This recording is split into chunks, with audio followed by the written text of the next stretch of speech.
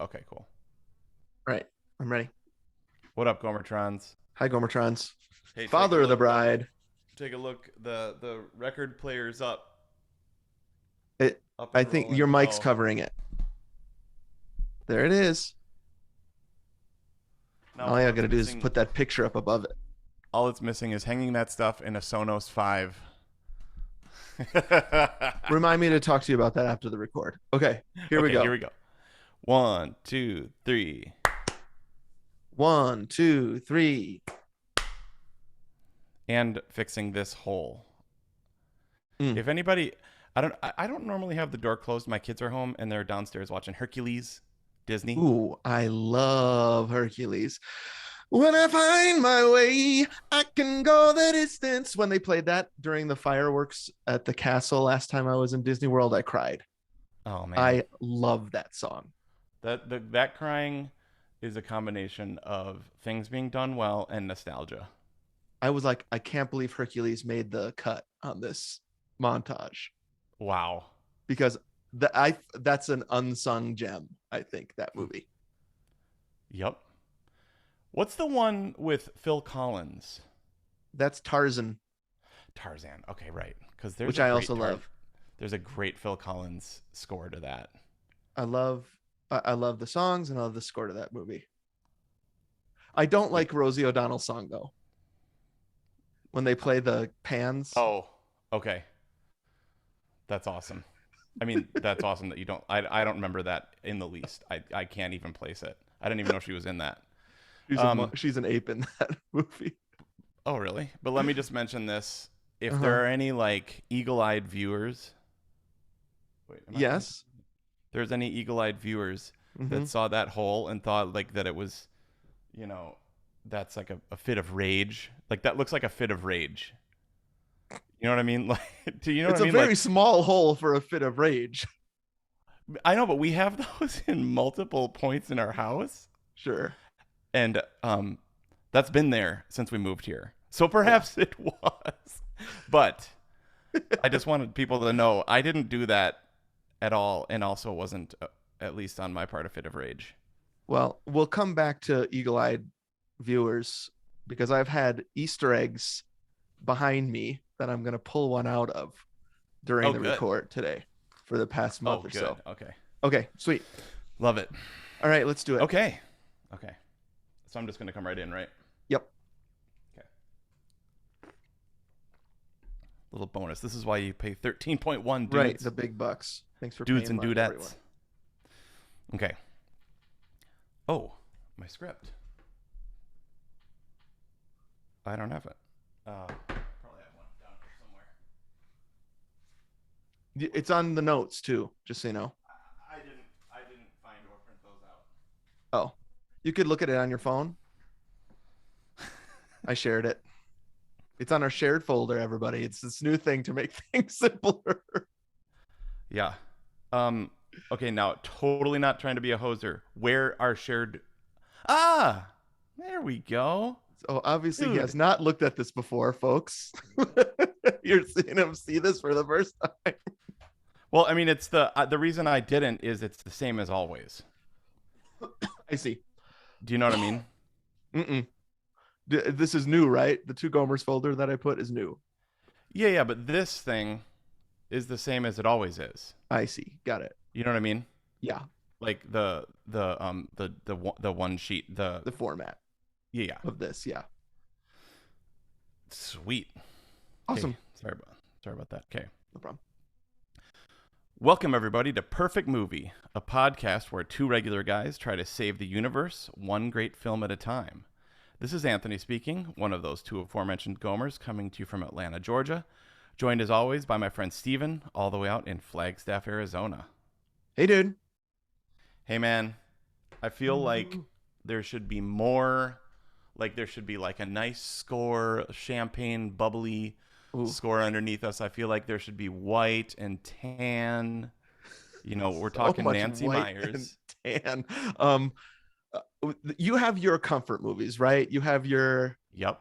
um what are your comfort movies? You've got like the Deep day after Impact. tomorrow. Hold on, it started pouring rain. Hold on. Oh, wow, cool. Oh, he's running away for some reason. Pouring rain. I wonder why he's running. Oh, the dog's outside.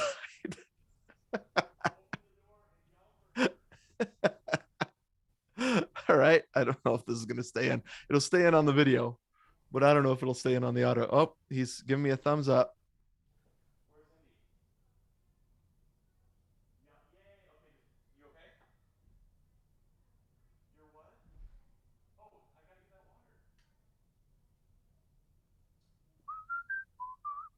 Two sick girls at home. He's trying to care, or one sick girl taking care of him.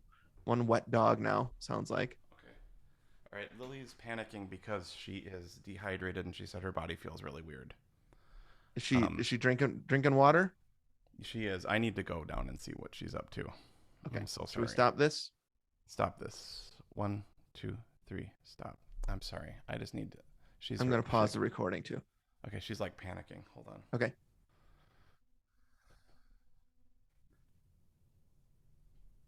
Is Sweet. that still going? The Yeah, scam resume? it's back. We're back, everybody. Amazing.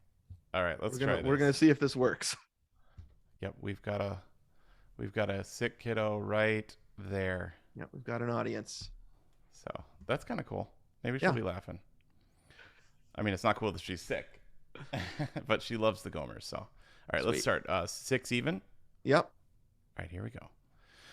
1, 2, 3, click. Okay, rolling. Check. Clap. All right. 1, 2, 3. 1, 2, 3. All right. Welcome, everybody, to Perfect Movie, a podcast where two regular guys try to save the universe, one great film at a time.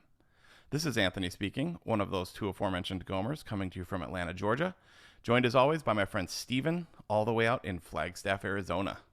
Steven's choice. Oh, man.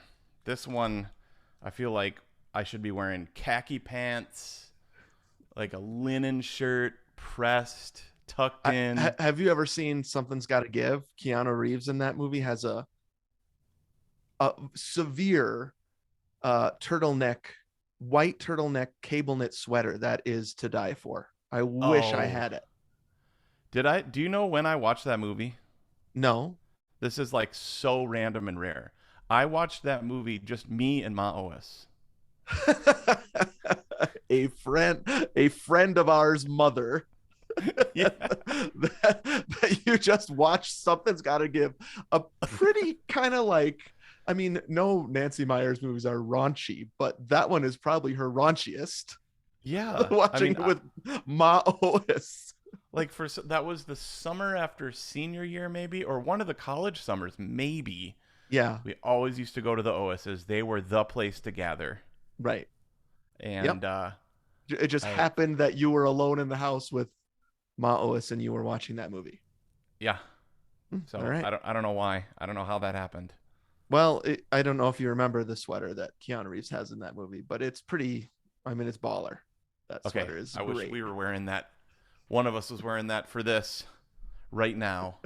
No, you have your comfort movies, right? Yep. Day After Tomorrow, Deep Impact, The Firm, right? Yeah, October Sky, Okay. The Martian, right? This movie today, Stephen's Choice, Father of the Bride, fits firmly into my top comfort movies. So do, I mean, lots of Nancy Meyers movies do, but when I see that kind of opening, that Silvestri trill, you're not quite sure what you're looking at, but it ends up being a champagne glass with like the 90s font, that Touchstone logo. Yes. I just kind of sink into the couch, and that is my happy place. This kind of movie, which we haven't talked much of these, just like gentle. Yep.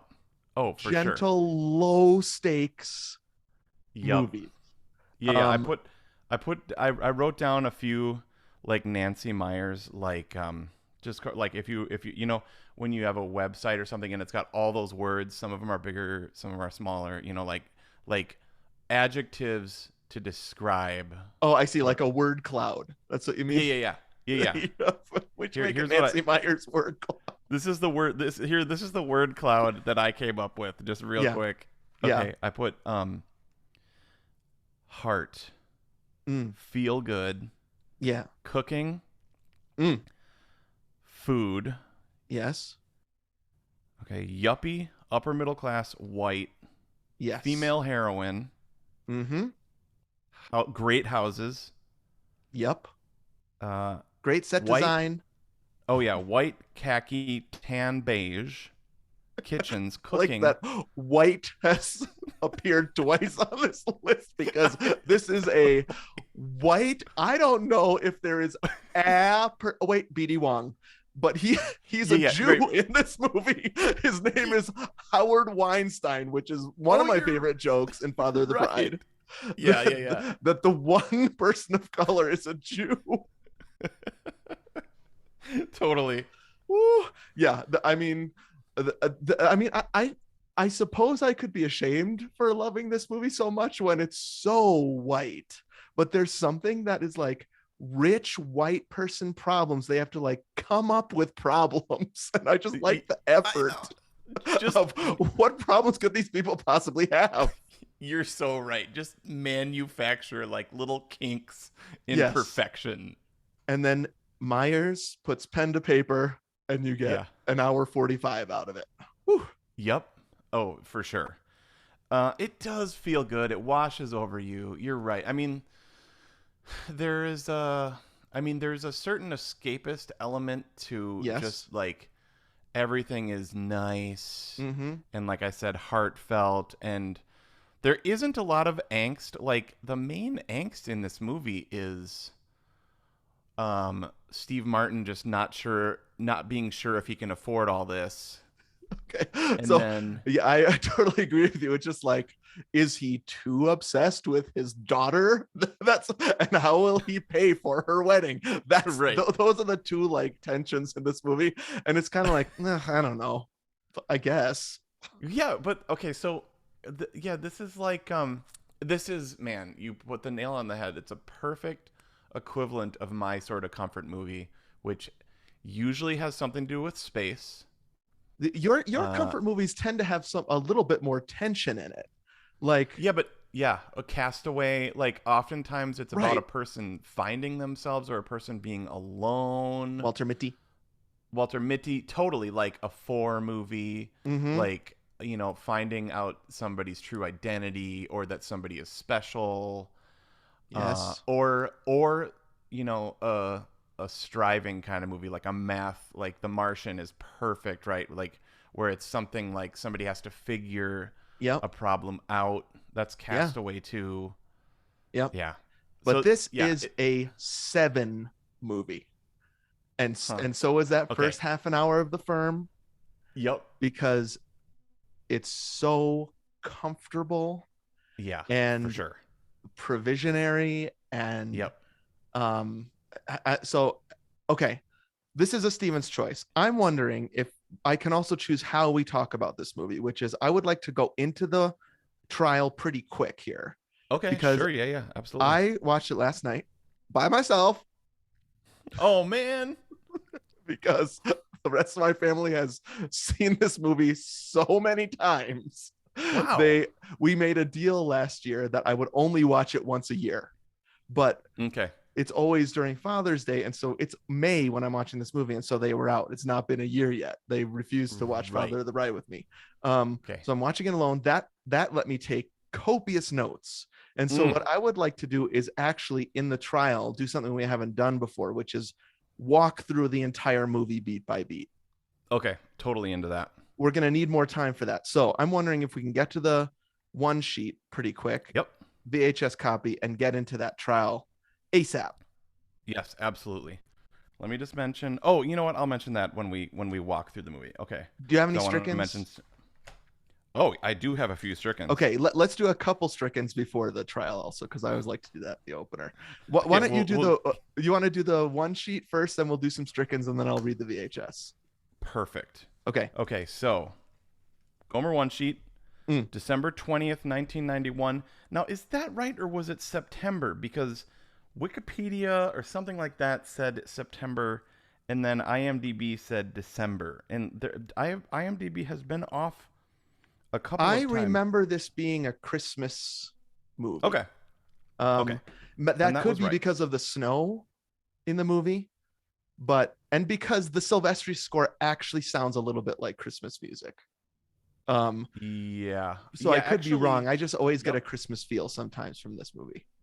When his theme comes in at the end and it's snowing, but it Yep. also has the bum bum ba dum kind of thing. Yes, which is It kind of also like has the chimes and bells of that, right? yes. Yep. It does have a But even Christmas the vibe though. da dee da dee da da da dee da Oh, da dee da. it's it's so old Hollywood. Like Yes. if this recording had been done was like on vinyl and done by like a 1930s orchestra, it would Right. sound exactly like old Hollywood. It Well, does I not wonder if that's on sound yeah. purpose because it's a remake of the 50s movie, right? Are they Oh, definitely. purposefully calling that back with the score even? Yeah, there's only one turn that sounds to me Silvestri like. Like I had to look it up. Okay. Like I was like, this doesn't sound Silvestri at all. There's Huh. one turn that almost goes dee da da da da da da. Like there's one transition that every time it came around, I was like, that's Back to the Future. But other than that, it never. It doesn't sound like Avengers. It doesn't sound like Back to the Future. It certainly doesn't sound like Romancing the Stone. It feels like when we've talked about Hans Zimmer, where he really had a certain thing in the 90s that is totally different than the Zimmer Yes, today. for Um, sure. so Silvestri had something in the 80s, and then he transitioned into something else in the 90s for this kind of movie. Yeah. Um, and then There now he's doing action stuff again. totally. There's one moment and it was actually in the part 3-ish. I don't know if you Uh-huh. watched that or not. Oh, yes, we watched that during the pandemic. Yep. Okay. I watched Hmm. that last night too. Okay, I yeah. haven't seen part 2 in probably 20 years. So I'm Mm. but anyways, so I'm assuming they were calling back to a piece of score from part 2 and it sounds very Forrest Gump. Yeah, so there's there is more action in the second Father Bride. There's more like running around. So there could be like stuff in Okay. the second one that's more Ah. Silvestri. Um, Okay. Forrest Gump, I mean, those two movies are 94 and 93 and 94, I think. So that might have just been the phase he was in. Who Okay, knows? yeah, there's Total Feather theme. Okay. Um, Yeah. it comes up in I'm guessing part 2, since Okay. they That's actually pulled all sounds the pretty music familiar. Yeah. from those two for those Zoom things, Mm-hmm. because there was nothing original. Okay, so I'm gonna go with IMDb, December 20th, 1991. Okay. Budget was 20 million. Mm-hmm. Comes in at an hour and 45 minutes. I think that's Mm-hmm. perfect. There's I'm 15 minutes I that's could take out, and I'll tell you what they are when we get there. I can oh strike them actually early. great. Okay. Yeah. Oh good. Gross at the box office almost 90 million, 89 million. That's great. Yeah, that's good. I think worldwide was over 150. I mean, these movies did Oh, well okay. in the 90s for Yeah, some reason. I for miss sure. it. I mean, Yeah. Steve Martin, Mm-hmm. huge star, Yes. transitioning from comedian, comic actor to like America's dad. Right. This was after Parenthood, right? Yep. I think Yeah. it So this was. is Yeah. following Parenthood, which was like the transition point for him. From being the SNL, the jerk, The the Jerk. stand Right. up, Yep. Roxanne. Yeah. Roxanne is somewhere in the middle there, right? Where it's like, Okay. I love Roxanne, by the way, but like he's sort of like he's an everyman, but he still has a long nose, so he's a weirdo. Okay. You know what I mean? This it's like we can take just so much of everyman Steve Martin. Let's also give him a super long nose. I actually have never seen that movie. I just remember the nose, and that's it. It's a Cyrano de Bergerac, right? Update where he like is in love with a girl and feeds his poetry to the handsome man, and then she finds out, the spoiler alert, she Okay. finds out it's been this long-nosed everyman all along. I think he's a fireman in that movie too. Okay. So Is it Cher? no, it's not Cher, it's Daryl Hannah, I think. Oh, why do I? Maybe I'm confusing it with Moonstruck, but that's nothing like this. Yeah, but those two actors at that point really fit the same mold, right? Cher and Daryl Okay. Hannah were. I think they would have. They probably go to the same auditions. Okay, got it. Is there another movie with Steve Martin and Cher? Maybe I'll look it up Maybe while I'm. you keep going down the thing. Okay. Awards and achievements. I have nothing of note. There were like 5 nominations. Actually, the score got nominated for some sort of music award, but no like Academy Awards or anything like that. No, I'm not Um, surprised. This is not a Oscar favorite. This right. movie. It's based on well that yeah. Okay. I was gonna say like fast cash food isn't gonna win a James Beard Award, but you actually like it more than maybe potentially. Yep. Um okay, written by Nancy Myers. It's based on a movie from the 1950s. I Yep. mean, it's written by Nancy Myers and a few other screenplay Mm-hmm. people, which I'm sure are great, but I just didn't write them down. Directed by Charles Shire, who's her husband, and we've talked about this before. That really, they're working together on everything. This is a Nancy Myers movie to me, Yes, and so is I don't Baby even. Boom. Um, Yes. both directed by her then husband Charles Shire, right? But I think we talked about this with Graylin when Mm-hmm. we talked about Sleepless in Seattle, Yes. where that Nora was a Ephron right and Efron Rob and Reiner. Reiner double hander, right? But it's Yep. an Efron movie to me. Yes. Um, and it's just kind of Reiner along for the ride because he wants to do all kinds of different things. The Yeah. the Nancy Myers of this movie is just so undeniable. I, Yeah. I read a lot of stuff that she was actually co-director, maybe even directed more, but needed his name on there Okay. as director because of the place Hollywood is at that was at that point. Kind of sucks, but Yeah, it does.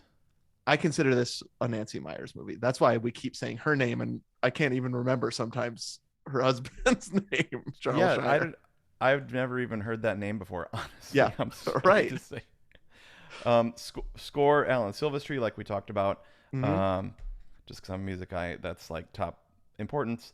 Um, Great cast. I mean, for me, people that stick out in the cast, we're gonna talk about BD Wong. Yep. We're gonna talk about Kieran Culkin. Kieran Culkin's having a big year this year Yeah. because Home Alone, So. right? And this movie in the same year. Wait, is that Oh Kieran Culkin right. or Rory Culkin? Oh, I don't know because I think. Who's the kid that pees the bed? Oh yeah. That's Fuller.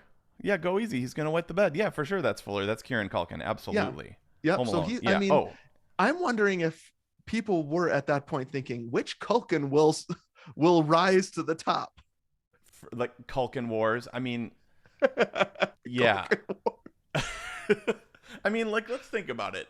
So, because other movies released around this time: Terminator 2, Silence of the Lambs, Robin Hood, Prince of Thieves, City Slickers, Right. Dances with Wolves. So this is by order of the box office. Yeah. Number Yep. 6 at the box office for 91 Mm-hmm. is Home Alone, Yeah. which came out in 90. Right. So we're a That year. movie, which came out 2 months before the year even ended, is top Yeah. box office for this. That's crazy. So that's his brother, right? That's So his like, brother. um, I now this didn't make top 10 box office, I don't think, because we've got Beauty and the Beast, Rocketeer, Hook. Right. Right. Uh, Well, it and didn't. maybe it didn't because it came out December 20th. Also a fair point. Yes. I wonder You where know it what? shows up in the 92 box office. Let me look. Yeah, just look up Box Office Mojo 92. I wouldn't be surprised. They should have like a 12-month. Like it should be easy to look up. Well, I guess you can. 89 million was the worldwide gross as of whatever. Yeah. Yep. Let's see. I'm not seeing it in 92 anywhere. Oh, Father of the Bride is 21 in Okay. 92. So the Culkin Wars Macaulay's still crushing it. And he does crush it in 92 also, because Home Alone 2 is number 4 Yeah. in 92. But I mean, Kieran has like an HBO show now, I think. Well, yeah, he's on He's Succession. like, He was on Scott Pilgrim. I like Kieran Culkin a lot. And yeah, me I mean, too. he's lasted in Hollywood way longer than Macaulay did. Is he the long game versus the like child star? Yep, I think he You is. know? You Okay. did it, Kieran. I mean, Good. Macaulay's fine. I follow him on Twitter. Yeah. He seems fine. Yeah, definitely. But Kieran is Okay, making a lot of money right now yeah. in ways that Macaulay probably is just living off his Home Alone money, which he's still super rich from. Yeah. Yeah. Rotten Tomatoes on here, 70% critic, 70% audience. Just nice in that meaty part of the C curve. I mean, that's a D, I guess. Sometimes I love that meaty DC curve. Oh yeah, You know what I mean? I just love it. Yep. would that be like a 3.5 on Yelp? It's yellow, not Yep. quite red, Yeah. but I mean that also depends on who's voting. Right. Okay, one other thing on this and that I thought was interesting is other cast choices we often don't get to or have good ones. I thought it Right. was interesting. A bunch of different sites said that Phoebe Cates was Oh, originally your best cast. friend, Phoebe Cates. I You've know. met her. I met her. Right, she was sitting right in front of me and Aaron when we went to Shakespeare in the Park, and then her husband came in right before the downbeat. Yeah. Kevin Kline. Yep. It's like, oh, I love Great it story. when regular people get great seats to this. Thank you. Cool. It was probably my khaki shorts that gave it away. Might be. Yep. That would have been a very different movie, though. Yeah. And then lastly, Disney really did not want Diane Keaton for this. Particularly, I think Katzenberg. I wonder why. So I guess there was a movie called The Good Mother that came out right before this that was terrible or controversial. I've never seen it. The Good Mother. I was thinking there would be a Godfather issue. Yeah. I'm just wondering if there are certain actors that studios are like, nope, she's Kay from Godfather. No audience is ever going to buy her as a regular person. Wow. Could you imagine that's where Diane Keaton's career ended? Although Annie Hall. Yeah. Oh, that's true. You're right. Baby boom. You're probably more right that there was some sort of flop previous to this, and so they didn't want to put money on her. Yeah, that's what one of these like 15 things you didn't know about said was there was a flop. Now I don't know if it was a flop, just a flop, or if it was also if there was something risque or Yeah, that could be. Yeah. And one last note that was interesting is that neither Diane Keaton nor Steve Martin had kids at this point. Neither of them were parents. Wow, that is interesting. Which I think it colors it in an interesting way that like one of the best dads you can think of wasn't even a dad yet. What an actor, this Steve Martin. Wow. Okay, I have a new idea. Let's not do Strickens right now. Let's save them for while we're talking through the movie, and then we can strike things as we go. Super good. Love it. But I need to show you something. Now, eagle-eyed 13.1 viewers might have noticed that I've been amassing a new collection behind me. I'm showing this right here. I have started to, when I go to a thrift store, thrift shop, I go to the VHS section. And if there is a movie that we have done on the podcast, I buy the VHS for 99 cents or $1.99. Oh, I love it. And so I've got a collection here. Mm-hmm. I knew we were going to eventually do this movie. Watch your DeLorean. It almost fell. Whew. A Few Good Men almost knocked it over. Oh, I want to see that too. Okay, let's see it, brother. I've got Father of the Bride. this is the first time I'm going to actually read the VHS copy off of the VHS. Goosebumps. Look at that. Oh, I know we were smelling the book last week. I'm smelling. Ooh, it actually just smells like Goodwill. Okay. But you were not Be Kind. You didn't rewind, bro. Look at that. I was not Be Kind. I used to love Is that Being the beginning Kind. or the ending? I think actually this is Rewound. I used to love Being Kind and rewinding when I worked at Blockbuster. One of my favorite Yep. jobs. You just put it on that rewind machine. Ooh, I All love right, it. so Yep. I am reading the actual VHS box copy. Yeah. I wanted to show you this picture on the back. Look, it's like a wedding picture of the three of them. I love it when they do this in movies, like, or Yep. for press stuff, when it's shots that weren't in the movie. Yes. Yes. And I actually like this one in particular because it looks like a wedding picture Uh-huh. that had been it's like obviously a publicity shot, right? It's Mm-hmm, mm-hmm. Diane Keaton, Steve Martin, and Kimberly Williams. Is that her name? Yeah. Just Mm-hmm. standing there like they would be in Yeah. a wedding shot in the 90s. With the quality, like the same kind of photography, Yes. The same 90s. background. See that like textured Yeah, blue background? totally. Okay. Father of the Bride. Irresistible, USA Today. Mm. Marvelous, NBC TV, LA. In this hilarious update of the much loved Hollywood classic, Steve Martin turns in a winning performance as George Banks, the befuddled father who has a hard time letting go of his young daughter, charming newcomer Kimberly Williams, when she unexpectedly announces her plans to wed. Tickling funny bones and touching hearts of critics and audiences Ugh. alike. Yuck. Like, oh, dude. Nick, you can leave my funny bone alone. Quit tickling that.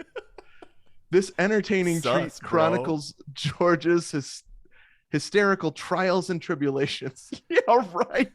Leading up to the big event, trials and tribulations. I can't wait to talk through this movie. Related to leading up to the big event. Diane Keaton shines as George's patient, level-headed wife, while funny man Martin Short lights up the screen as the off-the-wall wedding consultant. Father of the Bride promises to love, honor, and deliver the kind of motion picture fun you'll thoroughly enjoy! Exclamation point. Good news, nation. It's in color. 105 minutes. Nice. It says digitally remastered on this VHS. I guess you can digitally remaster something and still put it on video on an analog. Yeah. I don't know. It's weird. That's super weird, but I'm gonna put this here, right here next to me, so I can look at it the whole time. Okay, I love that. Okay. let's go into the trial. Put Father of the Bride on trial. Find out, is it a perfect movie? Great. Remember, we're 6 minutes ahead, Yep. so Okay, that's good to remember. we're actually still like way further ahead than normal. Let's get this under an hour and a half if we can. Okay, love it. Alexa, turn on the light. Oh, Did you need a La Croix? Alexa, turn on the studio light. Lily, how you feeling, babe? Are you enjoying this? Are you sure? Do you want a book or something? Live audience. Do you want to read The Firm? Great. She's like, When no. I read it. No, it's not. That was Read 4 years Emotionally old. Healthy Discipleship. I'm just kidding. Love. Yeah, let me grab a La Croix. Okay. 1 second. I'm going to grab a La Croix. You want your book? It's going to grab a La Croix, folks. Very important for the trial. No, I finished that one. Are you having fun, Lily? Yeah. Okay. Ya dee dee dee dee dee dee dee dee dee dee dee da dum do da dee da da do dee da dee da da ya da dee.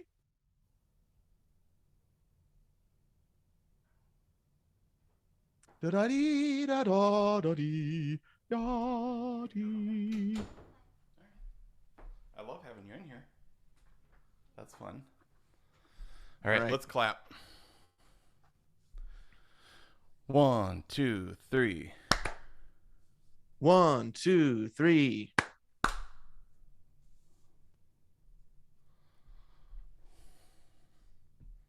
All rise. Hey, how's it going over there? Can't wait to talk about this movie. Thanks for making me watch it, dude. You're welcome, Dr. Knudsen. Anytime. Okay. We're in the trial. By the way, we picked Father of the Bride because it's Father's Day. Did I already say that? I don't know if we said You that. did not say that. I picked this movie because I do watch it every year in June for Father's Day's times, I watched this movie. I watched Father of the Bride Part 2 in pretty quick succession. Okay. Once in a while, I'll watch The Godfather also Mm. because there's dad stuff in there, obviously, and also Movie's Diane all Keaton about is in there. family. Definitely a different kind of family. Right.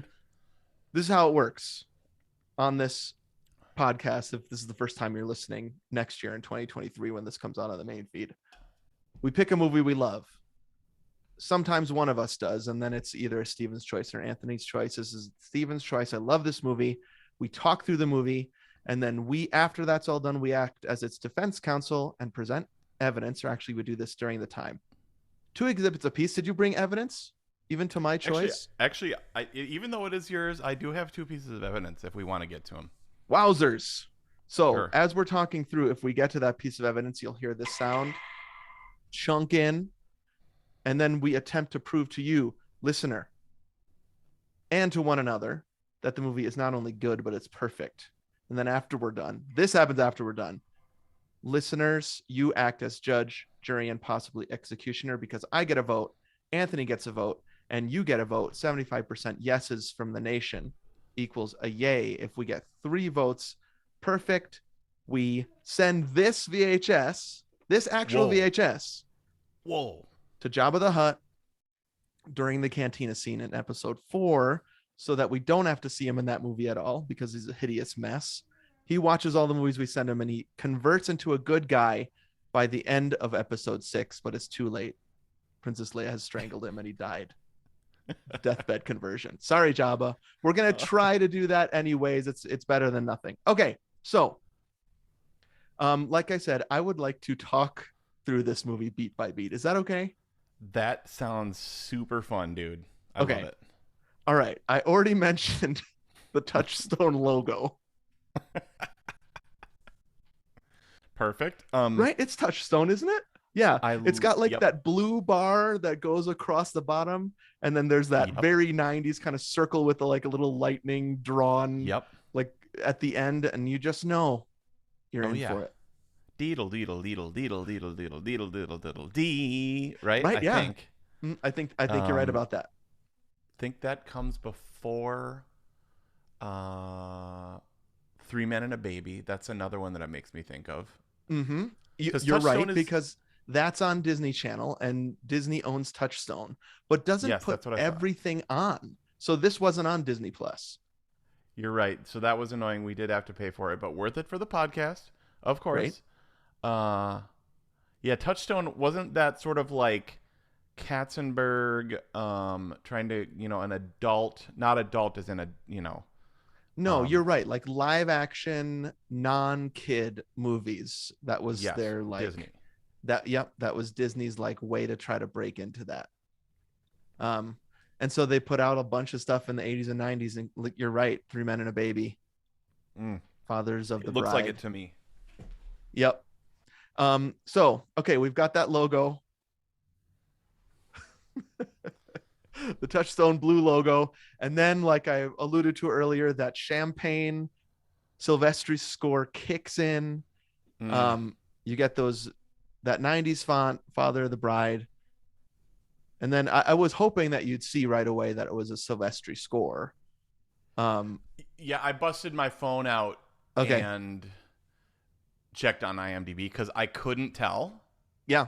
Like, it could have been Hans Zimmer for all I know. You know what I mean? Like, in that Yeah, era. totally. Yes. And now the opening first few measures sounds exactly like the beginning of Pines of Rome. Like, exactly. Okay. Yeah. Yeah, but then clearly diverges from that. But man, does he make it sound like champagne. Yeah. He totally makes it sound like champagne. And then what happens at the beginning, we come in media res. Steve, the house is already a mess, right? And it's this kind of like movie trope where you see a person and they're like, you're probably wondering how I got here, right? It starts at the end. Mm-hmm. And then we get this Steve Martin.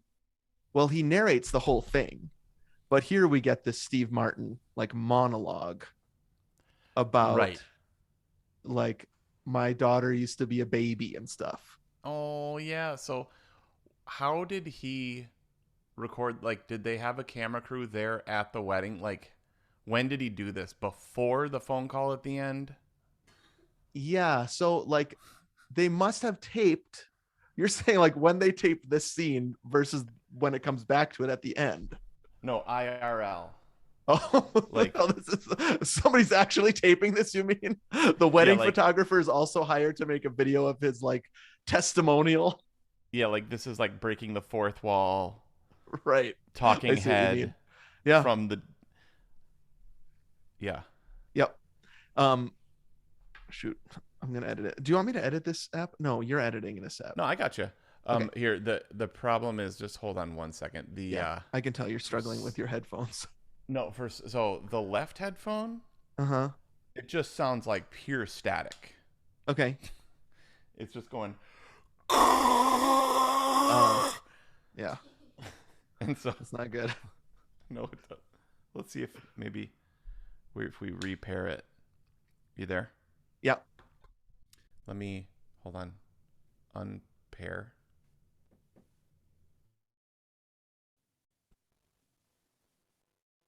Stop recording though. You're stopped recording?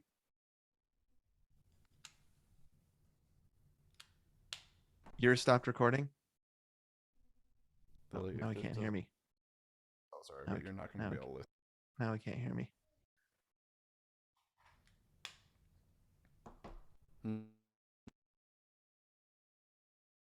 I Just wonder if I should totally stop broken. recording. Sorry, babe. You still there, dude? Yeah, can you hear me? Yeah, I can totally hear you. Through what? Through the right side. Oh, I see. Did it stop recording for you? It did. 40-12. Okay. Going great so far, though, dude. I'm sorry, Lily. I have no other. I can't find my AirPods. I haven't been walking or moving my body in over 2 weeks, so I don't even know where my headphones are. Right. I don't even. Yeah, I don't know. Do you wanna? You can use my phone, like read a book or something. Do you want to read a book? Do you want to rest? Do you want me to grab Harry Potter? Sure. Okay.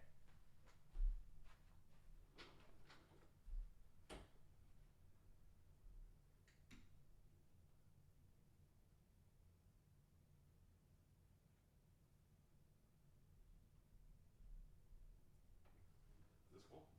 Yeah. Okay. Oh,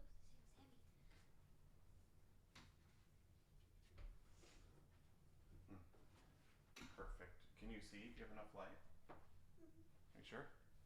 Kids these days. And their eyeball. Can you still hear me? Yep. Okay. Check. Check, check.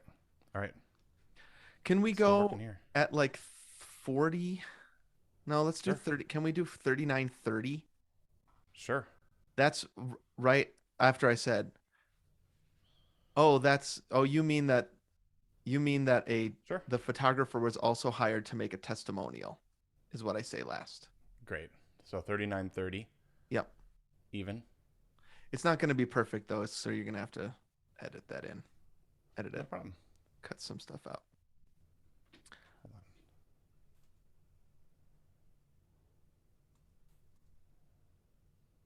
39:30. I'm ready. Okay. Okay. Okay. 39:30. Okay. All right. You ready? Yep. Okay. 1, 2, 3. Click. 1, 2, 3. 1, 2, 3. Great. Do you want to just set it up? Yep.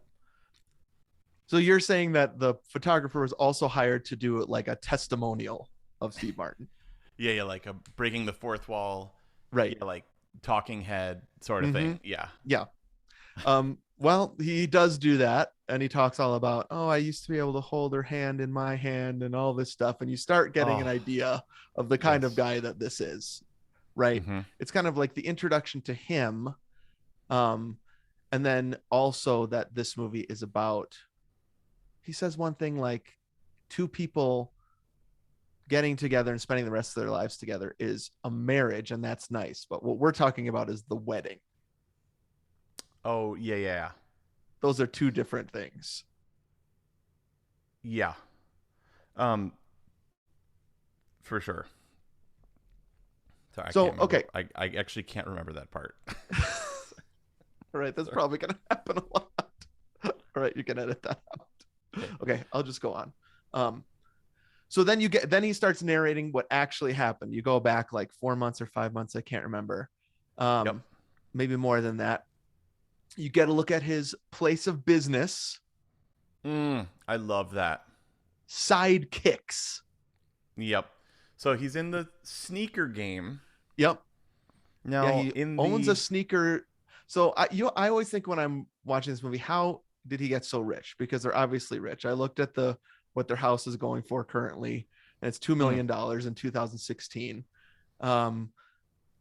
It must be because he's become independently wealthy from owning this sneaker company. Yep. So he's an entrepreneur with an Yep. idea.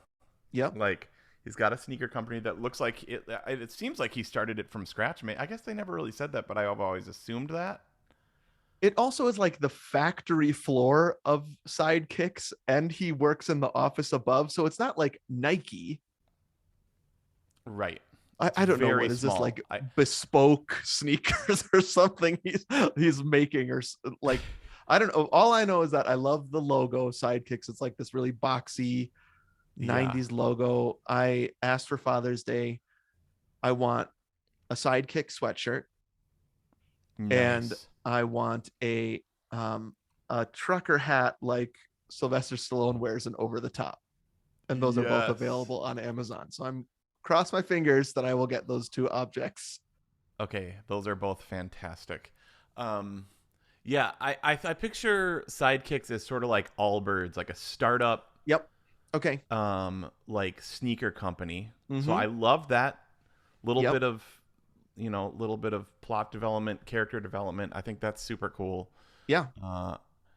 And it's unique. I will say, so right there, actually, there's a stricken right away there. Okay. Is he throws on, and this just is a not aged well sort of thing. Okay. Throws on a red baseball cap. Just, You're right. It's just not I believe good. it's a 49ers cap, so it can be Okay. forgiven, Okay, because sure. that cap is going to be red, but you clock it for sure when you see a red Right. baseball cap. I wonder if that's going to be something that's from like the 2015s to 2025, like this decade is like a red hat means MAGA. Yep. Not trying to trigger anybody. I'm not trying to make any political statement. I'm just saying a red hat does not age well right Right. now. Yes. It ages even less well than it looks like completely denim outfit he has on. So he's got like, well, no, maybe he has khakis on. He has a long sleeve denim shirt with a tie. No, you know I what? love that look. Yes, it's total Jerry Seinfeld. It's Mm-hmm. denim. It's jeans. It's Levi's jeans with Uh-huh. sneakers. That is and a sport jacket. And that was like cool. That was like high fashion for these Totally dads. cool. Totally cool. That is and it's all kind of baggy, Yep. but it looks cool. It does look Yeah. cool. Yep. He's got a really cool car. Very cool. Kind of a convertible. He lives in this made up Southern California town where everybody knows your name, right? It's just such a Nancy Myers town that this is happening in. So they don't live in the city, God forbid, in LA. And they're not Right. so rich that they live in Beverly Hills. It's just this made up middle town. Yeah. Upper middle though. So this right now, there's another man, stricken here. Upper middle. Super. Yeah. Like where, like, there's a lot to be said about how much he's worried about paying for this thing. Right. Clearly they make a lot of money, but also the money in this movie is completely out of whack as well, which we'll probably get to. Yes, I did the math on some of the money here. Yeah, it doesn't make any sense.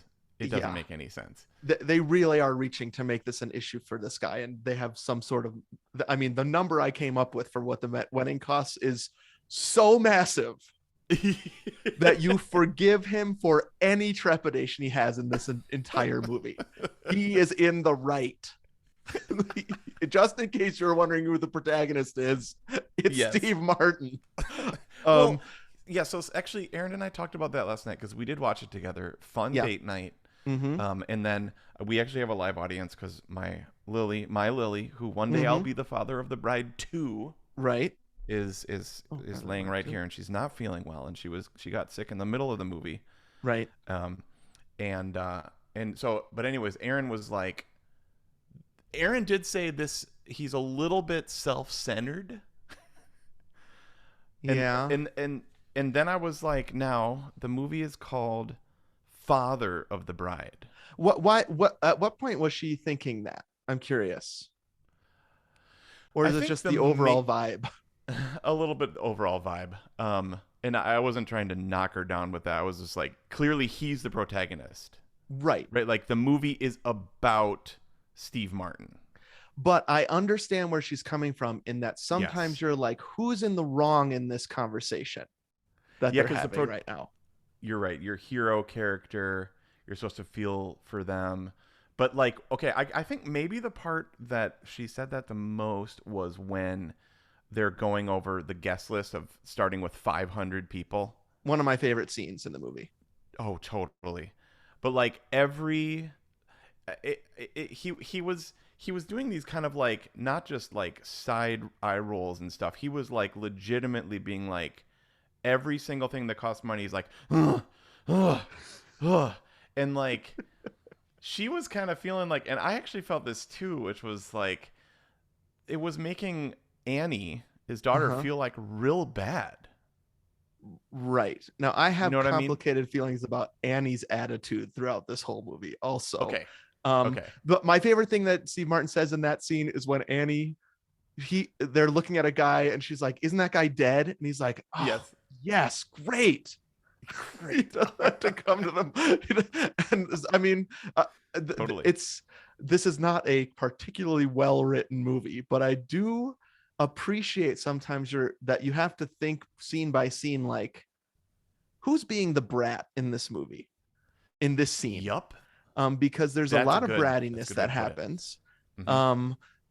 But they kind of trade who's being the brat. I think that, I mean, the next scene after, so he gets a call at Sidekicks, your daughter's home, yay, puts on his best denim shirt and red cap and rushes home. Yes. Then there's this dinner scene where it's Diane Keaton, his daughter is back from Europe, Yep. Rome, and then Kieran Culkin, his 12-year-old, are there eating dinner. Yep. And this is I think this is probably a good way to think about who's in the wrong in this conversation, right? She comes home and says, "I got engaged." Mm-hmm. Didn't tell them. Yep. This is the first they're hearing it. You find out later that the in-laws knew, and Steve Martin and Diane Keaton didn't. Totally. He's upset about this for good reason, I think.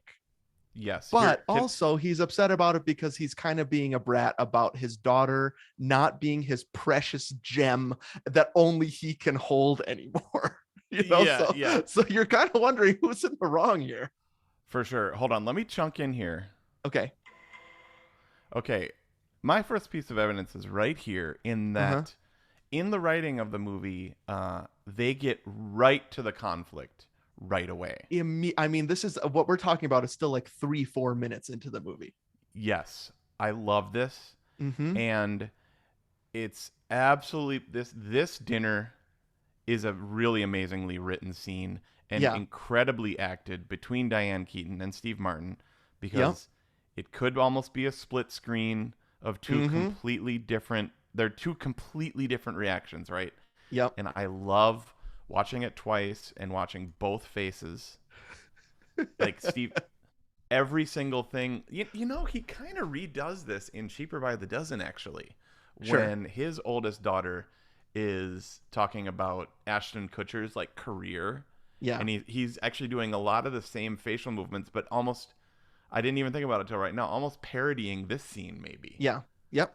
There's a lot of face work in this movie that There Steve Martin is. is doing, and it's Yes. good. I also like the little touch of when he looks at his daughter and all of a sudden she's 8. I love it. That's absolutely perfect. Um, I love that I met a because man in Rome and he's wonderful and we're gonna get married. I know it is how you see your kids on some level.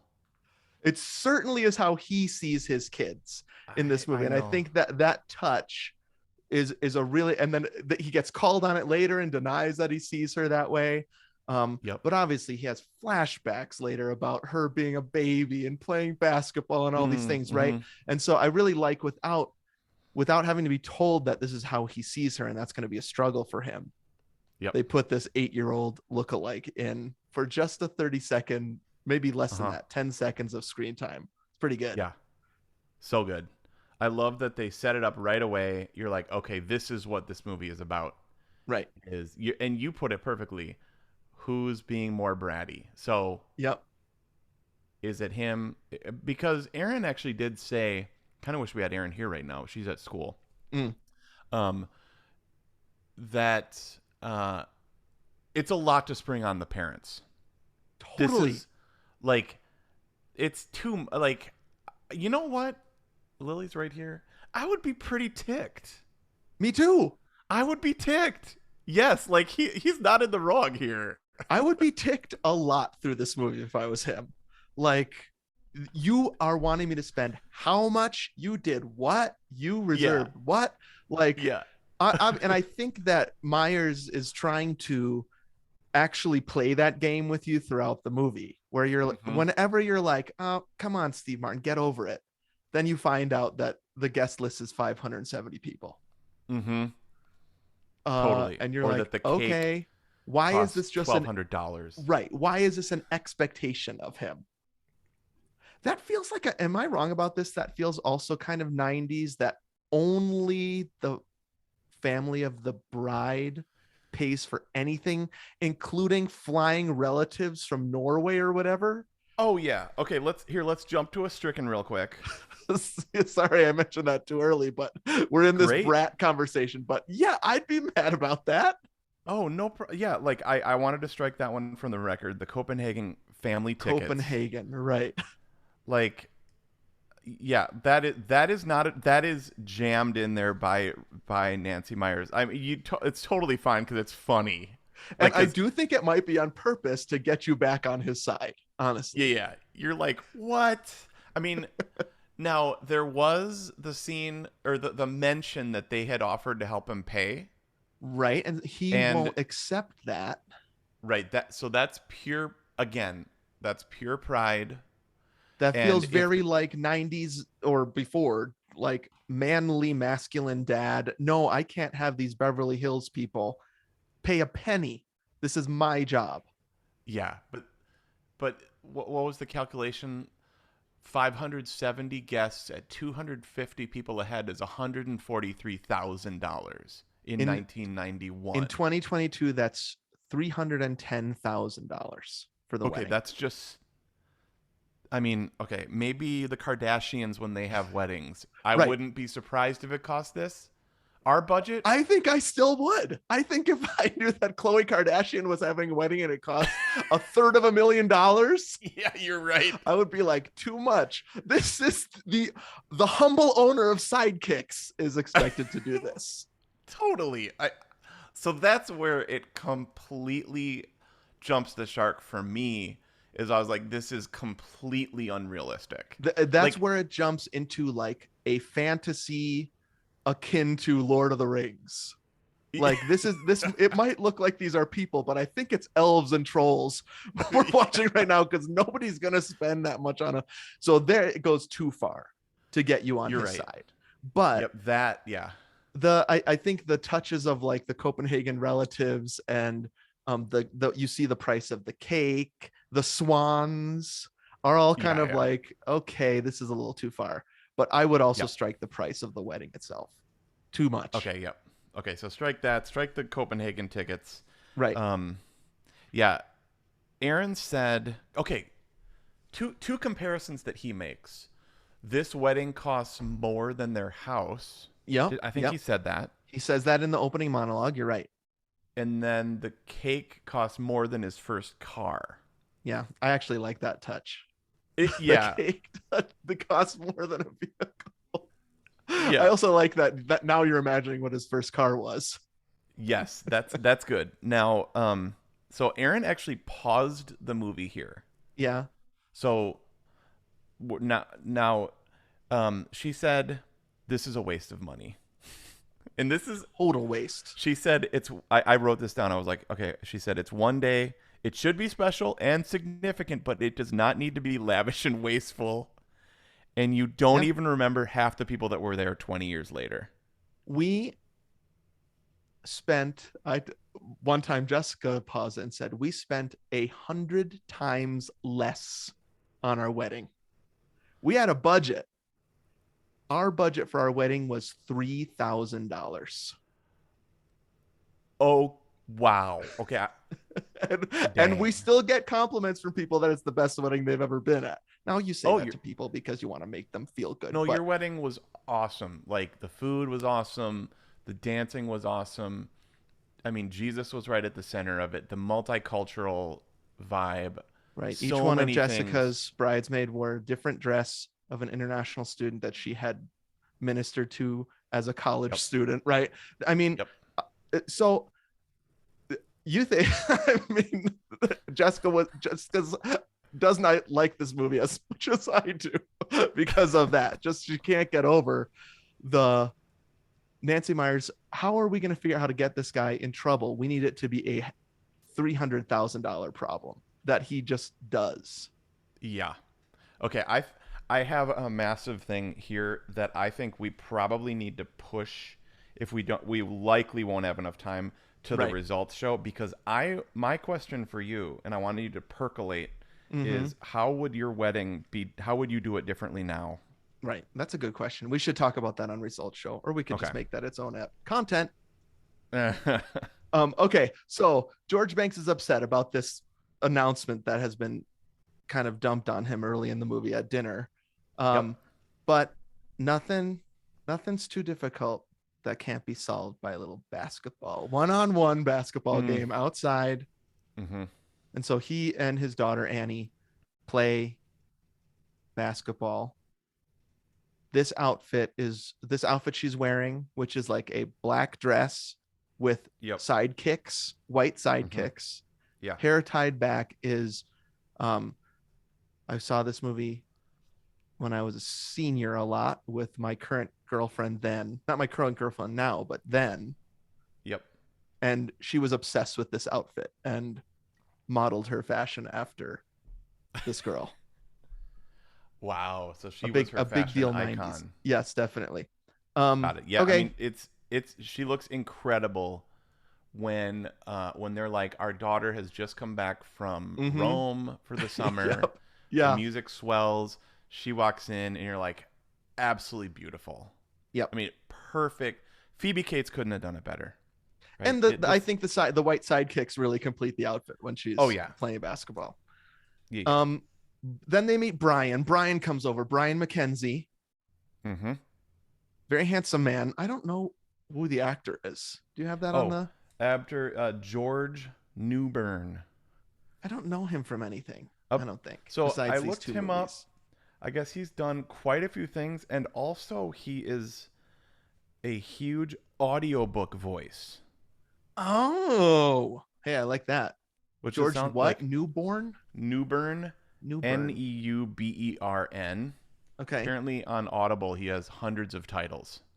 Wow. Okay. Which Well, that's there you go. awesome. Yeah. Oh, Yeah, he's also in Adventures in Babysitting. That's where I recognize him from. He's the handsome guy in Adventures in Babysitting. Yeah. Okay. And I also I think think he was big in Friends or something. Like he shows up in Friends a lot Okay. as one of their recurring boyfriends. I can't remember which. Yeah, I like him. I like his hair. Mm-hmm. It's very 91. Yep. kind of I like think side, kind of like center part, but a little.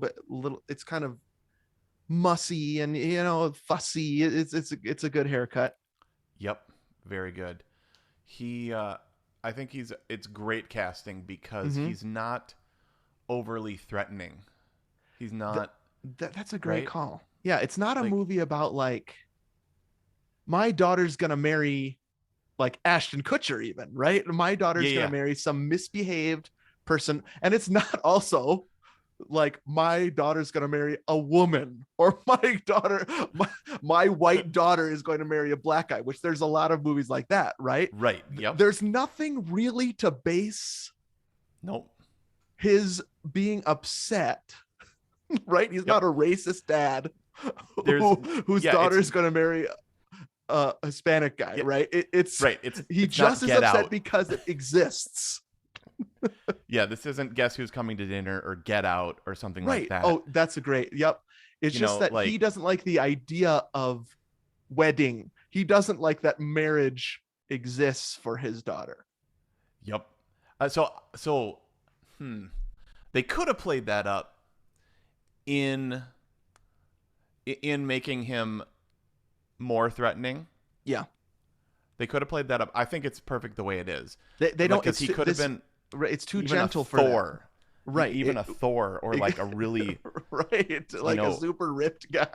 overly There's handsome, really super ripped. nothing special Yep. about this guy that would be. He's the safest person It's actually great. that this girl could ever. He's not great and he's not bad. It's just like he's Uh-huh. this guy. Safe, So they have this non-threatening. meeting. There, he's obviously George is upset because he's touching her leg and all this stuff. Then they go out, and then there's like this very 90s thing that happens, which is they say they're going to stop for a cappuccino on the way home. It's like Mm, 9 o'clock at night at this point, 10 o'clock. You're not gonna. Yep. They just have to say cappuccino in a 90s movie, I guess. totally. And they've just been in Italy. Oh, that's You know, true. so- You're right. So I feel like they're this is where we met, and this is the culture in which we were like hanging out in. So like everybody gets a cappuccino. I feel Yeah. like that was a little nod to that. Right. There's two lines in here that happen real quick. Just I'll drop here. Mhm. That I really like. The one that was really hard for me was like she says he's just like you, Dad, except Mhm. he's brilliant. Ooh. She's the brat here. No, that was just like she 100% didn't even know what she was saying. No. Yep, she does That's not. what She's not saying that to be mean. She thinks Yep. that's a compliment. Yep. Yeah. Totally. So that's like a backwards compliment or something like that he Yeah. is like he takes. She doesn't even hear what she said because Right. she's talking about him. He's taking it as he's talking about him, like Right. the dad. And I'm Mhm. not brilliant, right? Right. And then the absolute dad is replaced when the jacket. He's like, Yep. babe, it's cold, honey, it's cold, and she's like, yeah, whatever, right? And then the husband's like, or the boyfriend, fiance, Yeah. you should grab a jacket. And she's like, oh, okay. Yep. So Wait, can Lily hear this right now? Because I'm going to She send can't. another. Okay, I love the "Don't forget to fasten your condom." That's a really funny Oh, line. brilliant. And also after he leaves, I really like that they're leaning into a little bit of the double standard from George, which is like he can't believe she's getting married so young, but he was younger. Everything Yes. is like it's not the same. Like you don't understand. We did it in every room at my parents' house, but that's Yeah. different because it was us. This is Yep. her. You're so right. And there's just some I think that part is also well written because I think that is a double standard of parents and kids that has existed for generations, Totally. where I know I Here's- did that, but they can't do it. No, but yeah, like you're supposed to learn from my mistakes or something like that. Or like he was like, yeah, but you weren't no. But I was there, Yep. Here's where Aaron and I did a little IMDb research because Mhm. we were like, how old is Steve Martin here and how Great old is question. Diane Keaton here? Yeah. Steve Martin here is 45 Okay. and Diane Keaton is 44. Okay. But this is for the first time maybe a appropriate aged couple. It's actually exactly because when she said she was 22 and she had Annie and Annie is Oh, 22, yeah. so I was like, oh, let's look it up. Mm-hmm. And yeah, so I mean, the thing that blew my mind, bro, is that Steve Martin is a year older than you in Yeah. this movie. And had perpetually white hair. So that is, I've always thought him to be older than he is. Um, he went gray when he was like 20 or something Yeah, and Krauser, embraced it. Um, totally love it. Wasn't so there I a guy do on go ahead. American Idol like that? You mean Taylor Hicks? One of my Yeah, my favorite American Idol winner ever. there you go. I Like silver love. hair. If I was totally, I think his fans were called the Taylor Train or something like that. I can't remember. Okay. Um, oh yeah. So I mean, the age actually, I love how the age works actually, and they have to establish in this movie that she had her daughter really young, or else the twist in Father of the Bride 2 won't work, which is that they're pregnant at the same time. Yes. I Yep. love that movie. Okay.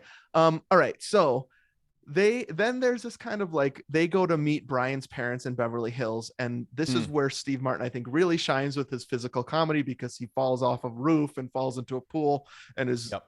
running around like wild and crazy guy Yep. everywhere in this house. Um, I, I don't love the scene, but I like the physical comedy of Steve Martin, and also kind of like this establishing, if you think they're rich, just wait. There are richer people out there.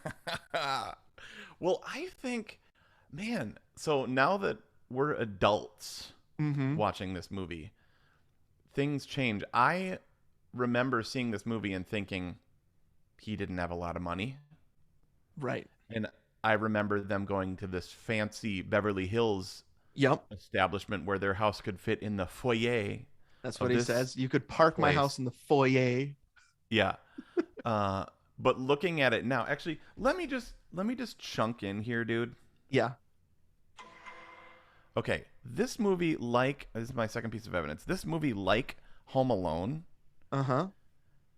ages in a really interesting and cool way because of its complex writing, Yeah. which is that through your age, you change roles and you change your POV as you Okay. watch it. Right. Because you say that now you watch Home Alone The from the the perspective of the parents' eyes. parents, where when it came out, we were basically just a little bit older than Macaulay Culkin. And so it was like, yeah, I want to kill robbers Yeah, yeah. with bowling balls. As you watch Home Alone, you are Macaulay Culkin, and then Yeah. as you start to have kids, you become the parents, and you're like, Right. how could you possibly leave them home alone? Also, Yep. these kids are terribly mean to each other. Mm-hmm. Although that has switched now, and Yeah. I just friggin' love it. It took Yeah, I a few know. years. Every couple of years that switches for me. So who do you relate Yes. to in this movie? Okay, so when I was younger, Uh-huh. right, you're like Hubba Hubba Annie, right? Like you Yeah, watch for this movie, sure. and you're Yeah. like, dang, Yep. like that's what you watch this. That's what you think of when you're like young, Mm-hmm. like you said, like a senior in high school, Right. and Steve Martin is friggin' ancient. I mean, grandpa age, Totally. but he's only 45. Wow. Yep. Yeah. So what did Eh, you relate to when this happens, when he goes to well, the super so rich Beverly Hills house? so this time watching this movie, which I told you I haven't watched it in like 20 years, Right. 10, Right. 20 Yeah. years, I'm like 100% Steve Martin. Yeah. Like middle class. I mean, Mhm. he's clearly, like He's we said, movie they middle live in, class. Yeah. Yeah. yeah, he's upper middle class. I Yeah. can't remember where it actually is a real, like, beautiful place in California. Oh, I think the house is actually in Pasadena. Their The real house. house. Yeah, the Yeah, I one that looked they it up. filmed.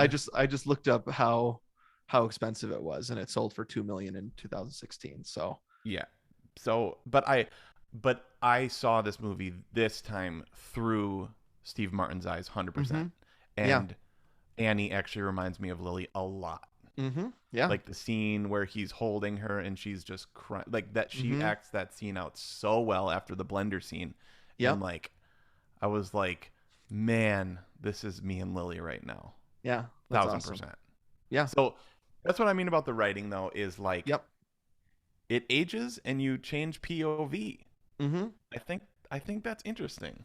Something that I thought of with this scene that I haven't thought of before was that there's always somebody to compare yourself to. Yeah.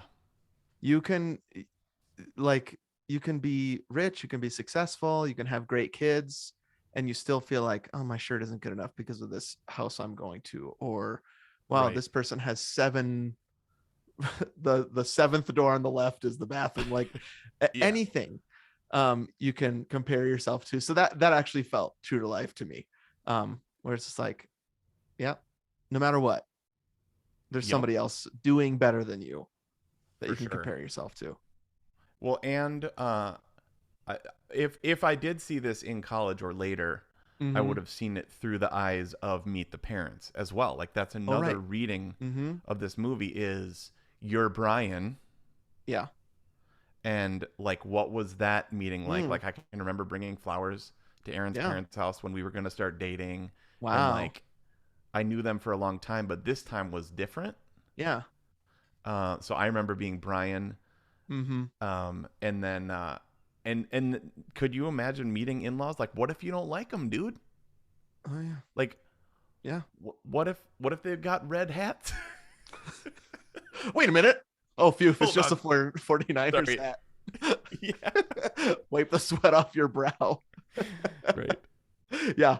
Okay, so he meets the pair. It doesn't go great, but it's fine. It's a funny scene. um Mm-hmm. then they have this conversation where they decide to get a wedding coordinator. Mm-hmm. George doesn't quite understand why, and this is the part where Jessica is like, yeah, why do you need a wedding coordinator? You guys are just you're gonna have the wedding at your house, just do it. Right. You So run 2 small businesses. You can do this. right, just like, oh, exactly, you guys can plan a wedding. Anyways, it's good because the wedding coordinator ends up being Franck, played by Martin Short. I know, and this is going to be a place where we disagree. Here's my evidence about Franck. I think Steve Martin is used the correct amount in this movie. Yeah. This feels like a Robin Williams and Aladdin thing to me, where the genie doesn't show up until halfway through the movie, and then he has some scene stealing parts. Martin Short, I love Martin Short. I know you don't, but I love him. To me, is best in very small doses. Okay. Yep. Yeah. Like Clifford is funny for about half an hour, and then it's like enough with Martin Short pretending to be a 10-year-old, which is still pretty funny. I have to admit, it makes me smile and giggle. But it's a lot of Martin Short in that movie doing a very weird thing. Martin Short in this movie is doing a very weird thing. He comes up with an accent. I hate it when he talks in whatever made up language it is. Flavin, Schlaven, shut up. I like it when he Yep. does an accent. That's funny. And you get probably Holly Hunter in the firm amount of Martin Short here. And for me, that leaves me wanting more instead of saying no. I also love the existence of Howard Weinstein, BD Wong, who is this a will they won't they between these guys? I don't know, but I love their Right. partnership. And so that's I am putting Franck forward as an evidence. The way you're looking to me is not the same for you. This may be okay. This may be one of the most, like, your evidence is my stricken. I don't think we've ever had that before. I'm wondering if we have. Maybe we could go back and find one, but it sounds like this may be our kind of most stark difference. Yep. And man, I like hate being. I'm not mean spirited. Okay. The closest maybe we got to this was Interstellar, when I was like, the score actually is a strike against in a certain part of that movie is a strike against for me. Yeah, and it was one of my favorite. It's like the reason that I watched the movie. Yeah. Okay, so let me just riff for 2 seconds. Go. I love BD Wong. Yep. Jurassic Park. Yep, totally. And really funny in this. So fun. I do actually a pretty good Howard Weinstein impression. You ready? Yeah. No, it's 250 a head. That's when he's on the phone call with him. That's So perfect. there it is. Yeah, he's great. But it sounds like you don't love. Do you not love Franck or do you not love Steve Martin? I I mean Martin actually Short. don't. Okay, here's what I wrote down, dude. Martin Short is It is to confusing. you as Robin Williams is to me. Yeah, that makes sense. Like you and Alex can't stand Robin Williams. I friggin' love everything he ever does. Well, not everything, but I like some things that Robin Williams does, but for the most part, he's not my cup of tea. he could riff. I would watch all 9 hours of Mrs. Doubtfire if I could. Like every different reading of that. The rap, you Um, love the rapping grandma, you love the No, rapping dinosaurs. nope, that's bad. That's bad. But like, so neither Aaron or I moved when Franck was on screen, except like Aaron Uh-huh. didn't laugh at all. Okay. And now I love the line, "Get into the '90s." Like I thought that Welcome was to the hilarious. 90s, Mr. Yes. Banks. That was my great. favorite line of the movie. I loved that, and I maybe what it is like I just feel it's very dated or something. Like Yeah. Yeah, I know it's what you like mean. a dated form of comedy that would not have like I don't know. You're right. You're right. It just doesn't do it for me. Now. Did I tell you about when Alex showed me Jiminy Glick for the first time? I was going to ask you if you like Jiminy Glick. Do you like The Jiminy first- Glick? The first time I watched him, I was like, I hate this. Right. It's And the Alex- it's the YouTube. You have to watch this YouTube video Yeah. problem, right? Where he the brought YouTube it- shower then becomes very sweaty because they can tell the person they're showing it to doesn't like it. That was the Like, yeah, case with UNL. He came to visit me in New York, brought that, and Yeah. thought I was going to think it was the best thing ever. Didn't like it. But Right. it has super grown on me, and now I love Jiminy Glick. Okay. I don't know if I could pick the whole movie of it, adore but- Jiminy Glick. Yeah. I mean, him and Julie Louis-Dreyfus, one of the funniest things I've seen in my entire life. Yep. Him and Seinfeld too is so amazing. Yes. Yep. So good. So that makes me feel a little better. I don't know why. So I, like I said on some other movie, I hate disagreeing, honestly, but I just found it super annoying, didn't laugh, and I wanted him to go away. As soon Okay. as possible. Yeah, this I'm is sorry. definitely our starkest difference maybe ever. I like Martin Short because I like I think he's a good character actor, and because I can tell a lot of the lines in this movie are ad-libbed. 100%. Yeah. And I like it when that works. I wonder what you would think of Steve Martin and Martin Short in Only Murders in the Building, because they are both playing straight-laced, no character, basically. I mean, Martin Short does kind of play, he doesn't have an accent though, I should say. He has a quirk where he only likes foods in dips, which is pretty funny. Okay. And You they know, he do was- funny, really some funny stuff in the final episode of the first season that feels very much like the two of those guys being who they are. Okay. Yeah, I need to see some of that. I'm trying to think of other things that I like Martin Short in. You haven't seen the Apple Plus show with Steve Carell and like the one where it's like Morning the show? morning show, yeah. No, I haven't. So he does play a douchebag role in that movie, Okay. in that show. Yeah. Like a guy that's like been Me Too'd or something like that. Okay. Oh, dang it. That's kind of a spoiler. Sorry. Well, I don't care. It's not. fine with me. It's actually Yeah. not a spoiler. Okay. Anyways, and he was good. He's I think that's- a really good actor. Yes, But it sounds to me like the character that he's playing in this and Yeah. in many other. I mean, he really goes for it. And so he fully commits. I know what you mean about that. This probably wouldn't happen anymore because it's sort of like aren't foreign people funny? Yeah, totally. Yep, and sort of effeminate. He and Howard Weinstein are obviously playing gay. Definitely. Right. But I don't know. That seems dated to me too. The way You're right. that's Yep. played. I don't know. Do I need know to what I mean? apologize this? I don't know why this works for me. It's okay. It's totally okay. I really like Franck. I It's like that okay. he's not from any specific place. I know He's it's just so an made up. other, and that also is problematic. Probably. Why do I like Franck so much? It's totally okay, dude. It could be couched in nostalgia as well. Yeah. So I and also there's kind of like a, can you believe Steve Martin and Martin Short are together in a movie again? I think that's what was Totally. happening in 91, where Yep. they were a big deal. That, I mean, obviously Three Amigos, it was a big deal, and it was like, these two guys are in a movie again. Can you believe that? Yep. And then that happened again, I think, with Only Murders in the Building. That's another version of what was happening in this movie, where you're like, Sure. these two like giants of comedy are together Yep. in a movie.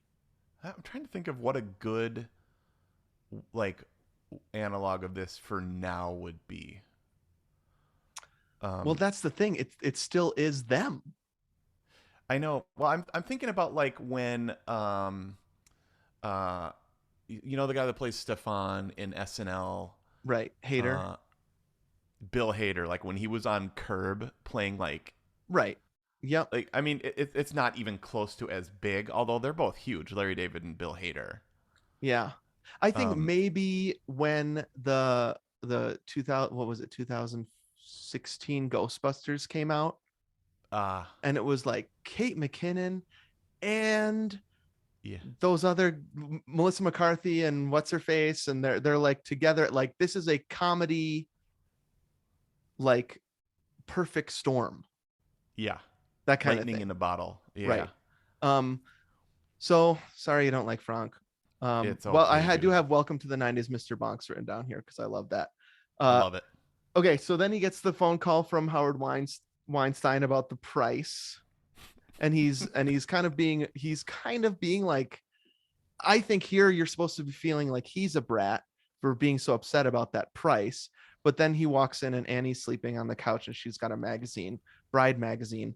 And oh no, the article she's reading, you wouldn't imagine what she's reading about, like, you can do a wedding on a budget. I know that.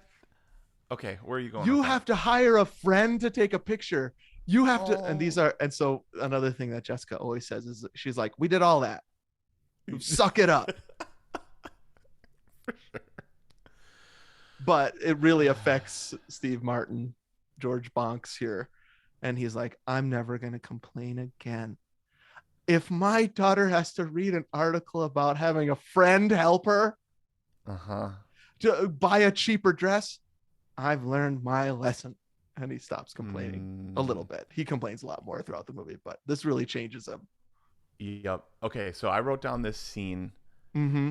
I said that this was heartbreaking because, you know, she's reading that. This is my read on it. Okay. Okay. Yeah. His sweet daughter is like so I'm already feeling like he's making her feel really bad. Now this is all the stricken of how much it costs. Yeah.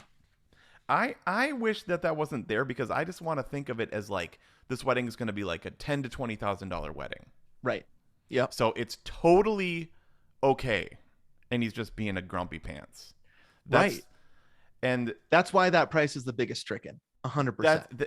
Yeah, I think that's the biggest stricken. You're right. Yep. Because it makes zero sense. Like Aaron and I talked about it so much last night. Yeah. Is like, you're not being a grumpy pants. This is stupid. Right. And so that's why that magazine part for me is like, if I saw her reading that, I'd shake her awake and say, great, mark these pages down. This is a great way to save me Yeah. $50,000 or whatever it's going to save me. And also, can you call your in-laws and get them to fly their aunt who needs 2 seats on the plane themselves? Totally. And also they can go, well, let's go halvesies. Right. On the whole thing. Because did you see their house? So me reading it as me being Steve Martin, and that she's like, I just want to help my dad out. Like, maybe he'll feel less bad. I was like, oh my gosh, it's been all about me and I feel horrible. That's how I read that scene, and it broke my heart. And I was like, sometimes I watch that scene and I think she did it on purpose. She's like, she like has the magazine open. She's like waiting for him to come down. Fake sleeping. She's peeking out of one eye. Right. Oh, like, good. He fell for it. totally playing on his emotions. Yep. Yeah. No, I get that. That was heartbreaking to me. Just thinking of it as a normal budgeted thing, and that her dreams were shattering a little bit, Right. Yeah. and that she definitely. was feeling like she was making me go through all that turmoil. I was like, get over yourself. To myself, Mm-hmm. I was like, I don't ever want her to feel like that. Basically. So he does have that moment, but then we cut right to this scene where the Franck and his posse come to the house and start telling George Bonks everything that's going to have to change in the house. And even though he's made this magazine decision, he starts breaking down with the chicken and all this stuff that he has to make decisions about. He has this kind of breakdown and goes to get dinner. He's at the grocery store and has this whole thing about buns and hot dogs, which I think Funny. might be the most famous scene in this movie. Funny, yeah. Yeah. Yep. And then he gets arrested, Mm-hmm. goes to the nicest prison I've ever seen in my life. It looks like Yeah. it's just that looks great. I would love to be in there. I know. Can I have some solitary for like 2 weeks? Like just So by my- sometimes I'm like, I actually think of that prison. This prison is kind of like I can't remember what you were saying, where it's like a very tangible thing you remember in a movie for some reason and keep coming back to it. It's the sweater. Yeah. It's the sweater Yeah. vest in Independence Day for me, this prison. Yeah. Yeah. It's I'm San thinking it would Marino. be really nice to have some sort of like retreat there, or you know what I mean? Escape in this prison in Well, what- in the made up California town. didn't the monks, right? They called their room their cell, Right. I think, right? Yep. Nuns So do it's- too. Yeah. Yeah, for sure. So there's nothing wrong with wanting some silence and solitude, and it did look very nice. It looks very nice. He has some time to think over again what he's done wrong, which I can't really understand why they would arrest him for having a little breakdown about Super buns dumb, and yeah. hot dogs. But he gets bailed out and promises to be good again. Mm-hmm. Sometimes I'm just like, just tell her this is inappropriate what's happening right now, and we need to cut the price. But again, he's he's been knocked down a peg and says, okay, I'll behave. Then there's this scene that I would cut. Oh, okay, here we go. I find kind of boring, is the blender scene. Oh, see, okay, you kind of need it, but okay. Yeah, you're right. You kind of do. She comes in, she's all upset. Oh no, the wedding's off. Oh, previous to that is kind of this gifts and tuxes and dresses montage. All right. Oh yeah. Where they're getting so many engagement presents and everyone looks lamer than the last to me. Oh, Who needs this yeah. crap? And all this silver junk. Ew. Like how many? Totally. Like where? There is a reappearance of cappuccino again. He gives her a cappuccino machine. His parent, like Brian's parents, give them a car. There's kind of that conflict, but it's pretty Yep. quickly resolved. The blender, though, Mm-hmm. this is a wedding killer. Mm. She receives a blender from Brian Yep. as a wedding present, and she does not like that. It makes her feel like a 50s wife. She's crying and crying for a long time. Sorry, it's too much for me. Like, this is her at her brattiest to me. Okay, it's the opposite of emasculating. I Yeah, don't know right. What It's like? it's too feminine a gift for her, right? It's too like 50s housewife, and it's thoughtless to her for some reason. She just seems so ungrateful to me in this whole movie, but in this scene in particular. Just have a conversation. You're gonna call the wedding off. Give me a break. So he has to comfort her, and she's crying, and forget it. Then he goes and saves the marriage to the bar with Brian, and then he comes home, and I do like this part. They kiss a lot on the stairs, and I do like that part. I'm a big fan. Oh yeah, I remember that. You like that in movies. It's like I like my food scenes. You like your smoochy woochy scenes. There's and then Steve Martin standing there, and he feels awkward. That's kind of funny too. That's funny. That is very funny. Okay. So I love the scene for the most part. I totally agree. At the same time, you can get tipped off and have an existential crisis over Sure. something as small as a blender. That's true. At the very when they're talking at the dinner table in my piece of evidence at the beginning of the conflict, Yeah. she says she relieves the tension a little bit. I think it's this scene where she's like, I will retain my individualism Yeah. and I will continue my career trajectory, right? Like Yeah. I'm not going to lose myself. I think she says something like that. Okay, so then the blender kind of is coming back around to that. Yes. These are things that she's self-determined about her life, and the blender says something about her and about the gift giver, the future Yes. husband, that she doesn't like, and so she wants to call the wedding off. Right, like she sees that blender as like everything that I thought was true about our future is not. Okay. You know, like Yep. we're gonna be partners in this, and you're gonna let me keep doing my architecture career, and Mhm. I'm gonna keep letting you being an individual contractor or whatever it was, consultant, Right. and and oh, you're just gonna want me in the kitchen. And then there was the lie that she thought was a lie that he made up, that Right. her That's true. dad. Yes, that he had to clear up that was actually the truth. Yeah. Yeah. And then I really like this probably could have all been judged and done way better, and maybe she would do it differently now after having written so many movies. Right. You did need to bring Brian and Greg George Yeah. together. Yeah, that's true. There is like this part where he's like, this is my chance to actually break them up, the narration, right? Okay, that But might be the most. instead, I decided to love my daughter more than I hate the the fact that she's getting married, and be with her and Brian in this instead of against them. Yeah, I think this might be the most selfless time for him, because he could have, if he remained the way he was at the dinner Right. table at the beginning of the movie, he would have sabotaged Mm-hmm. that at that bar and been like, you were a jerk, and then not, he fixed it. Okay, that's true. He's denying You the know? call. If it's the hero's journey, Yeah, this yeah, up yeah. until that point, There it's you the go. denial of a call. Now he's accepted his lot in life, and he's going to Yep. be the hero and pay out a third of $1,000,000 for 8 hours of activity. Okay. Yep. Then there's a scene that I actually think is for me, the best acted by Steve Martin, and the most touching part for me is that there's this kind of Kieran Culkin moment where they're practicing going down the aisle. Annie's in the other room. It's the night before the wedding. She calls out, "Good night, Maddie." He says, "Good night, Annie. I love you. I love you." And Steve Martin in that moment realizes, this is the last night I'm going to have both of my kids at home.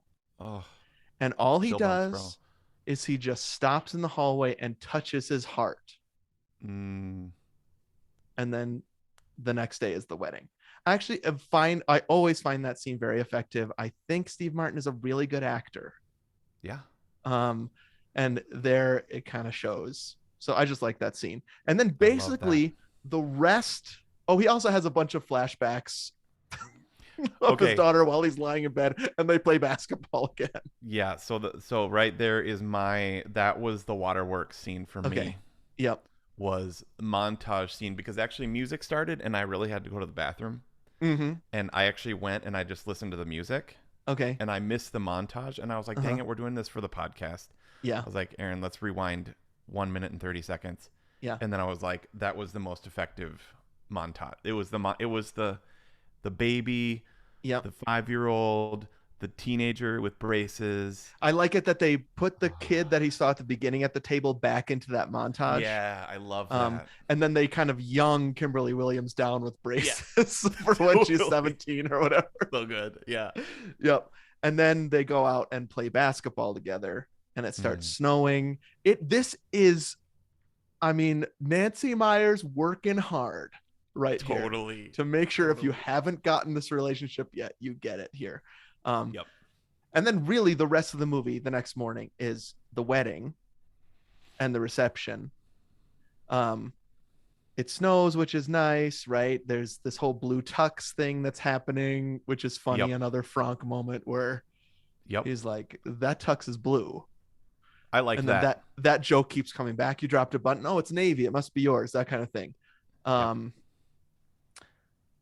The wedding itself is something I also think they could cut down. We don't have to see the whole wedding. Come on, get real. You see the whole wedding. There were other things that there's you're totally right. Yeah, you don't need all that. Is there a They did name do for the wedding song? What's the wedding? Is there like an actual it's name for that song? it's actually Wagner Okay. Lohengrin maybe? It's a so it was used in one of the royal weddings in England like a long Okay. long time ago in a galaxy far far away. Yeah. Just dropped in and used, and then it became the wedding song. It's Wagner, I think Lohengrin. You're right. It is. Listen to this guy. He knew exactly what it was. I'm talking about Here Comes the Bride, all dressed in white. That one. Yeah, That Lily is. can play it on the recorder. She does it really well. Wow, they should have hired her. So you've They got could have saved that. some money on the wedding band. Totally. That and Canon and D. Right. Is that Right. Pachelbel? Pachelbel's canon or Yeah. not? Taco Bell. Yeah, Taco They Bell. they put that they play both of those songs in this which reminded me of Krause's wedding. Remember what happened at Krause's wedding? 100%. Where he was like, I mean, this was like an hour before the wedding. Uh-huh. He's like, oh, we don't have any music. Can you guys go find us some music? And so we went to Walmart. And Did we? I thought it was Best Buy. it was Best Buy. You're right. And we just Okay. found a wedding music. It was called Wedding Music Uh-huh. or something. CD. Yeah. One of Ran back. There wasn't a CD player, so we had to get a Discman, hook it up to the sound system, Yep. and play these two songs, if I'm not mistaken. I think so. For what the procession was Pachelbel's canon, and then we played Here Comes the Bride when they walk down. Yes. Insane. Crazy, dude. Like Yeah. that wedding, dearly love those guys. That maybe it's because we only saw it from Krause's point of view, Yeah, that might be. but man, dude. I mean, that's was wild. pretty insane. Yeah. Yeah. It reminds me of when Tom and Jill were walking down the aisle and Tom turns to Hack and said, hey, can you DJ the reception? Totally. So this, Walking down the aisle. and remember what I did? Like, I just played guitar. Oh yeah. Open tuning guitar on E for like, Yup. what do you think? 25 minutes? The music of Tom and Jill's wedding was my guitar. That's it. Offertory. Well, I mean, they can say or they not have offertory, a so- famous bassoonist Oh yeah, right. that played music at their wedding. That's But good. remember, you could play open tuning with that cut tuner or with that cut capo forever. Oh yeah. Yep. You can make Yeah. it last. You see the full wedding. It's not long. I mean, it's like a 5-minute scene. And then the big conflict, and then there has to be one more, like, oh, what's gonna happen? Because at the reception, because there's so much that he has paid for and so much activity going on, he can't find his daughter and kiss the bride. He doesn't even eat. There's parking issues, there's food issues, there's the doors won't open, stuff like that.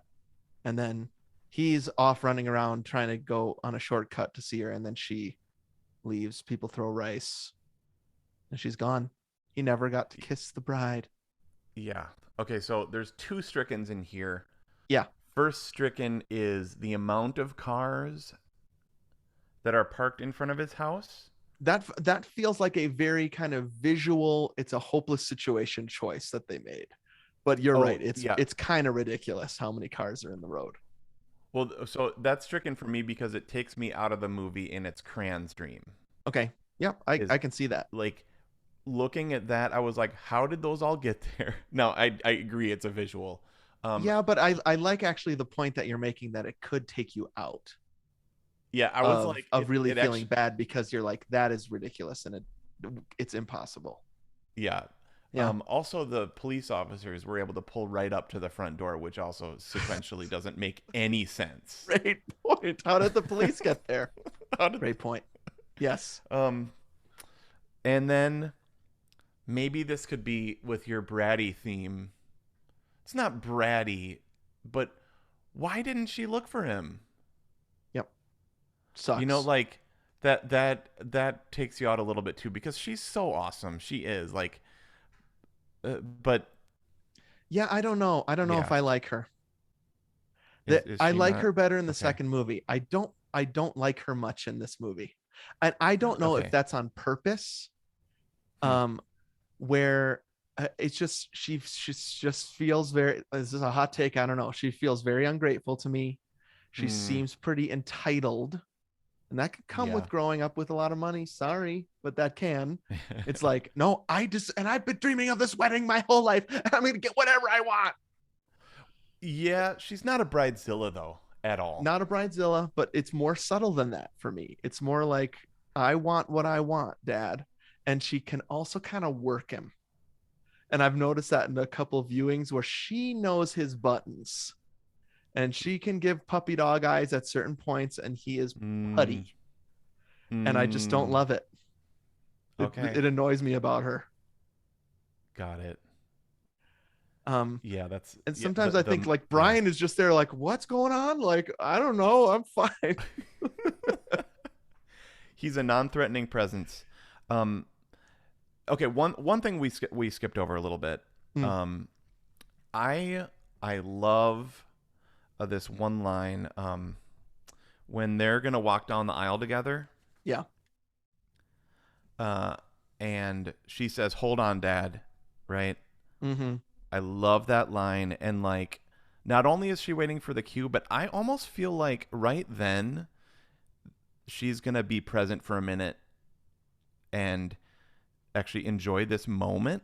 This Yeah. it's a ma moment where Right. she's like, this is the fulcrum at which, or not the fulcrum. This is the point at which we are no longer gonna be. I'm no longer gonna be a single, single Yep. woman, and it's just me So and you, Dad. You know. I wonder if it's because you have girls and I don't. This may be what we're running into. Is Okay. my read on that scene is totally different. Okay. She wants to know when to go out. Like, she's saying, don't rush this because it's not our turn yet. And he's looking at her like, yep, she's great. She's always in control. She knows what to do. So I've never thought about that moment the way that you're saying it. I can see it now. But for Yeah. me, toward the end of this movie, I'm so kind of done with her Ah. that I'm just like, she's even telling him what to do right now. Just let the guy walk down the aisle with you without bossing him around.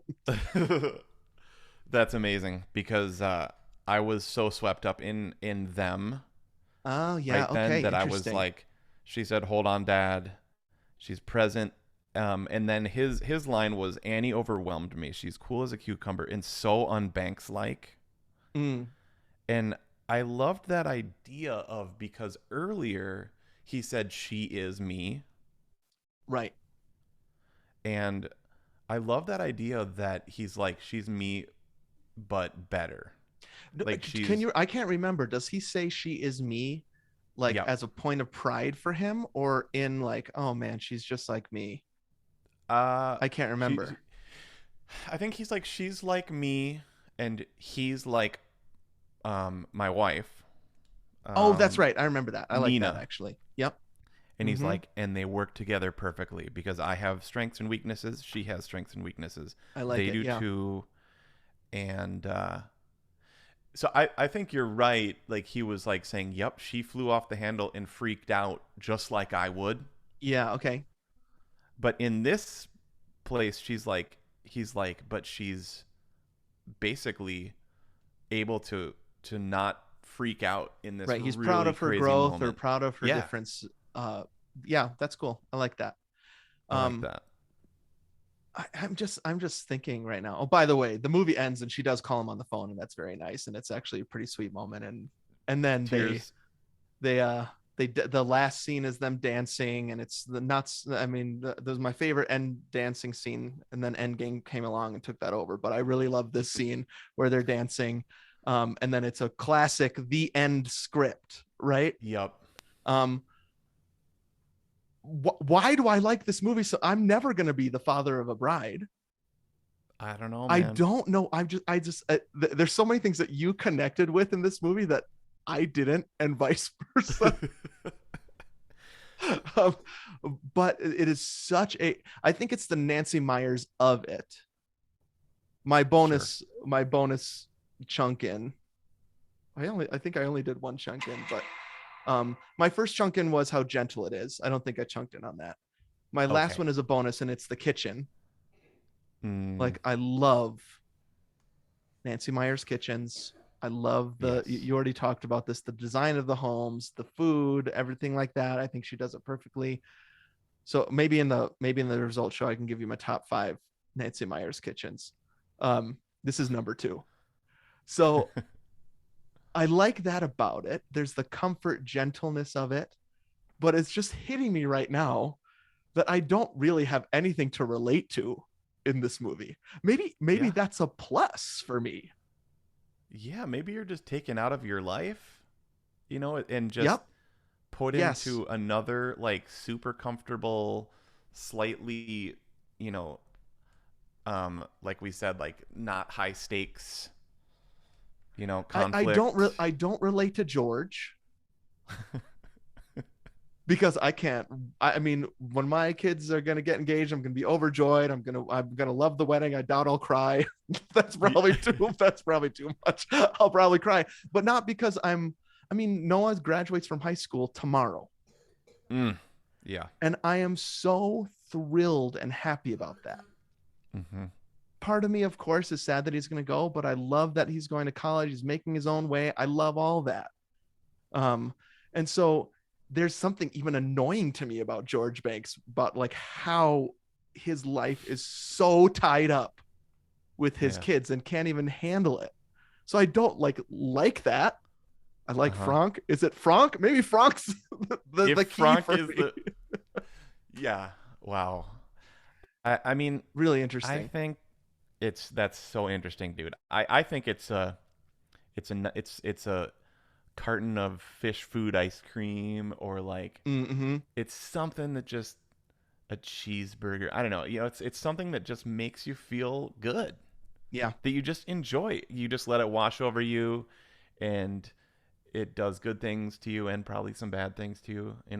sure. But it you just enjoy it, you know. Now, I will say that I relate to George Banks a lot more in the second movie. I'd love you to watch the part 2 at some point, Okay, for sure. maybe even before the result show, um, Okay.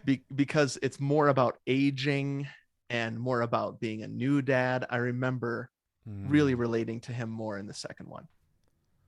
Okay. Um, and I really like his relationship with Nina. I think that they're really funny together. I think that they have kind of like a give and take, and they're very happy in their marriage. I really love that. So I do relate to him in that way. Okay. Yeah. I guess the main takeaway I had from this movie, I think this movie is about change. Yep. It's about embracing and accepting change. I love this. Um Yes. and uh like I remember a pastor once saying the only way past something is through it. Uh-huh. You can't go around it. And so Right. like change is really, really hard. Yep. Um, Lily just said, "Can't go over it. Can't."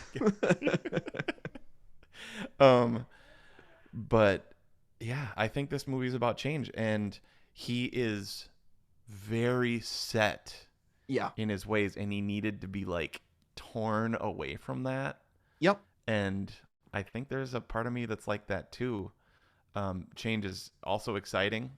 You, Mm-hmm. you get you get a Brian, and Yep. also you're not gonna lose her coming down the steps. Like he said, I just realized I'm never gonna see Annie come down the stairs again. That's not Right. true. And she does that 3 hours later. So he's kind of also wrong. The fact that he'll never do that. Like, Yeah, she comes down those steps hours later again. yeah, Um, yeah. so I just want to tell you, I really love this take on the movie, and I think you're right. Mm, It's about mm, change, And I think if I was going to make one more plea to people that it is perfect, it's back to like, does this movie do what it's meant, like what it sets out to do? And I think it's written in a way to set this kind of guy up against a massive change that's coming in his life. And the way that you see his process throughout the movie is really fun to watch and also feels pretty true to life to me. And it's all done in these pretty amazing kitchens and tan shirts and red caps. And I mean, he wears this blue sidekick sweatshirt that I just lust after. I want the sweatshirt. That's my like Bruce Willis in the Sixth Sense sweatshirt for me. Yes, the way that outfit that he plays basketball in. Great you outfit. Could maybe have. I think you could update the jogging pants a little bit.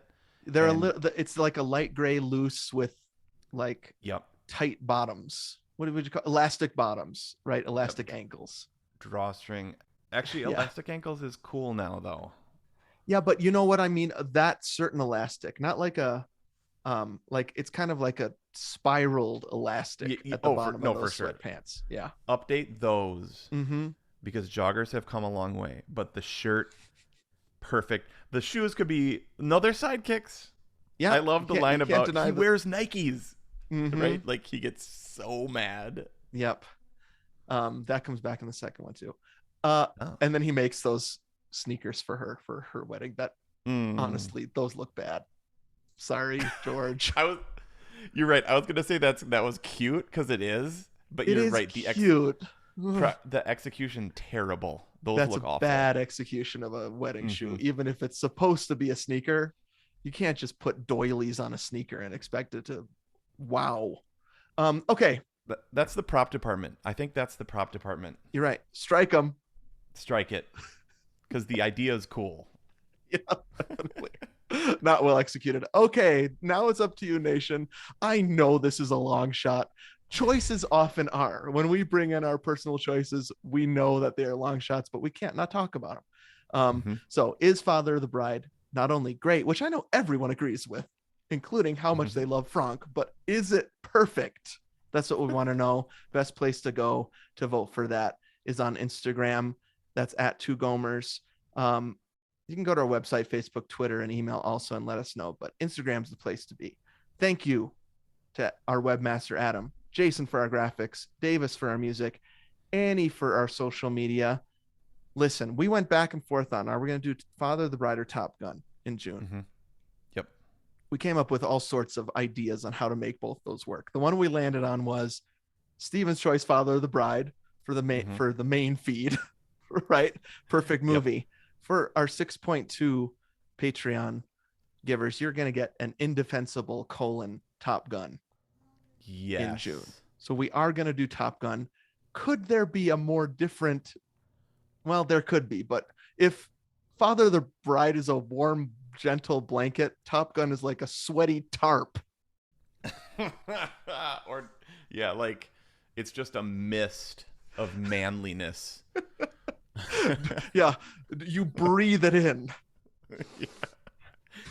Your muscles get bigger.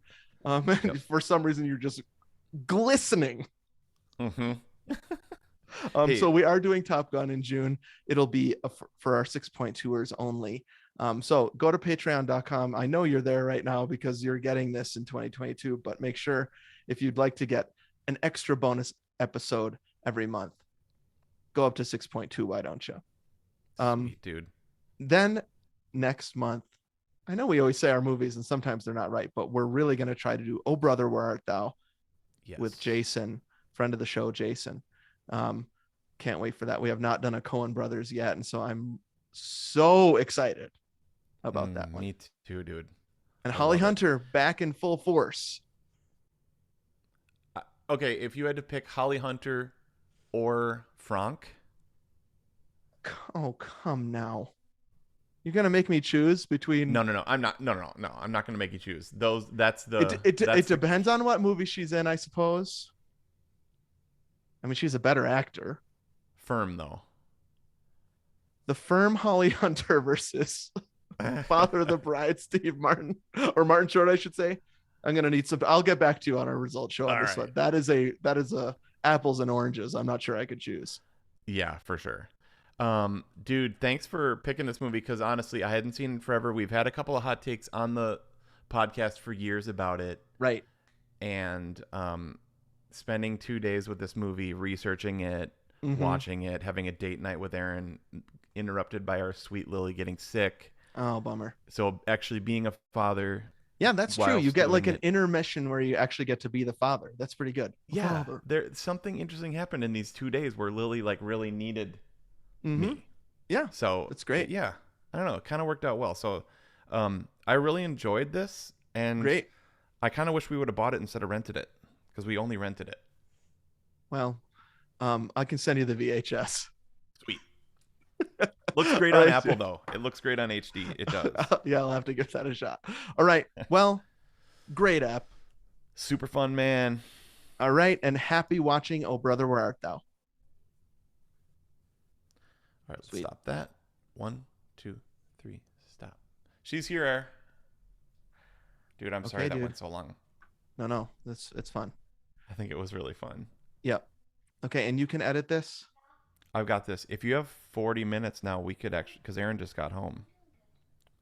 If not, don't worry about it. No, let's do it. If we could do it, that would be awesome. Sure, let's do it. Okay. Let me just open a new one. Make sure that's saved. So that's not going to be 155. That'll probably be more like 145. Yeah, for sure. Here, do you want to stop the Zoom? Oh yeah, bye everybody.